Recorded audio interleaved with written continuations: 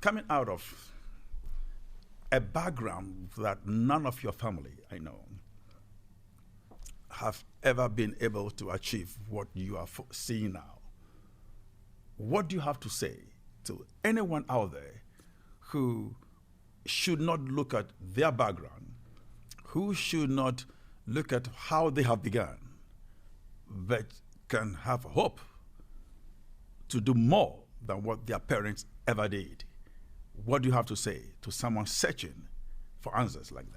Yeah, I think that's a really great point because your atmosphere and the people that you surround yourself with, it really makes a big difference on your thinking, on the types of resources that are available. And so for me, I had to, at a certain point in time, I noticed that my thinking was becoming a little bit different than maybe I was raised to think, or maybe that my peers were thinking. And it was a bit of a painful process because it's kind of like a separation. All the friends that I had before in childhood, we all had a certain amount of resources, things that we had available, and thoughts that we were thinking. And then if I wanted to start living a different life, something maybe bigger or larger than I had seen my peers do, I had to start thinking differently, and I had to start changing my mindset. And part of that is also a separation from your old mindset.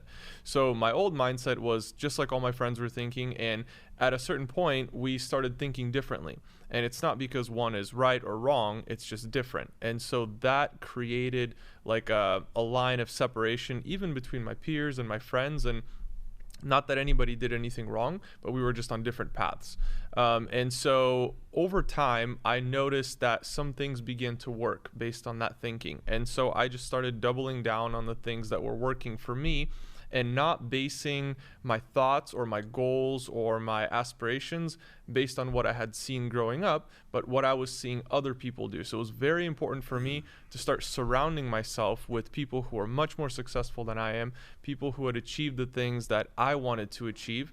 And I wouldn't say I necessarily modeled it after any one specific person, but there were great things that I could pull from many different people.